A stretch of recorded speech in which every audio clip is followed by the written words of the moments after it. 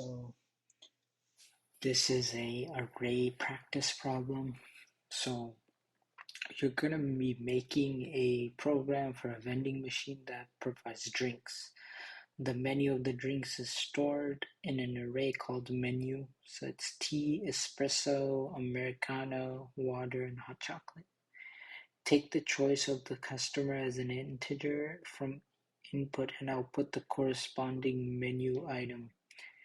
Also check for errors in case the input is out of the range of the array. Input invalid if it is. The choice defines the index of the array.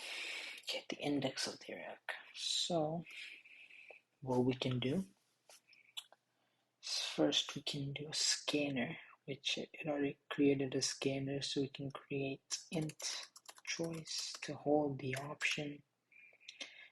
C dot next int, and then we are going to go ahead and let's see, we can create an if statement. So if choice is less than, let's see, okay, so it has 0, 1, 2, 3, 4. So if choice is less than or equal to 4, and well, let's do it that way. The other way around, we'll do if the choice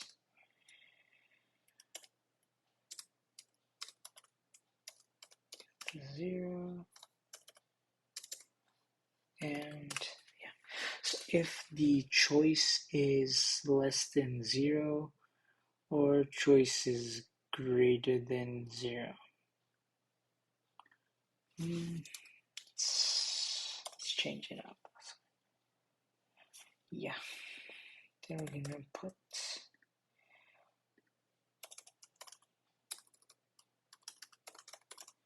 and then if it's not valid, right,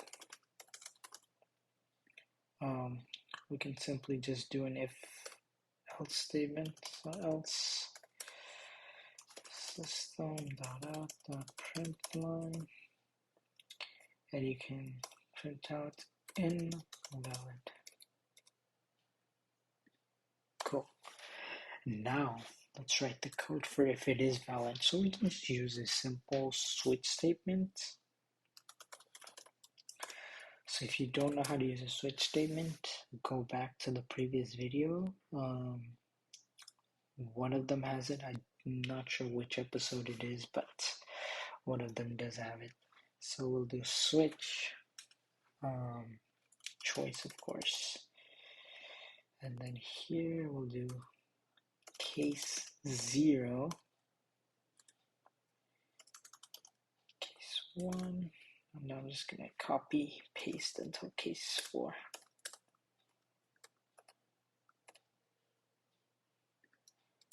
Two, 3, 4. Alright, so for case 4, if the user chooses that, we're going to do system.out.println and t and break. Okay, so we're going to do the same thing for here, but now it's going to be espresso. And then here, same thing, but now it's going to be americano.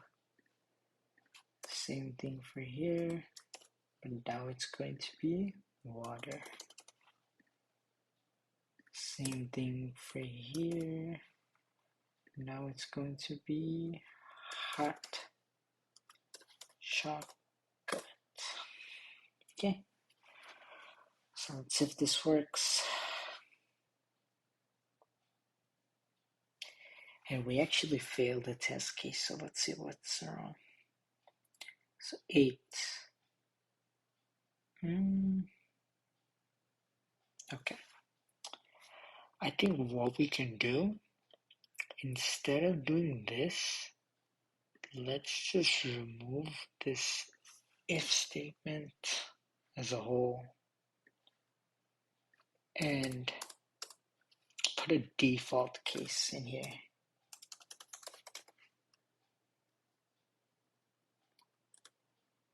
And we can just do invalid.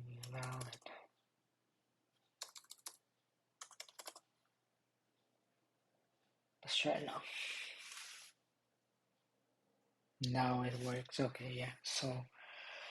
So that works. And now let's continue. Alright, so fill in the blanks to create an array, multiply the second and fourth items, and output the result. So the second and the fourth. So we can do 1 for here times, and then right here we need the little brackets, and then we can output result res. Boom. Alright, so that is gonna end it. Thank you so much for watching, and I'll see you guys in the next one.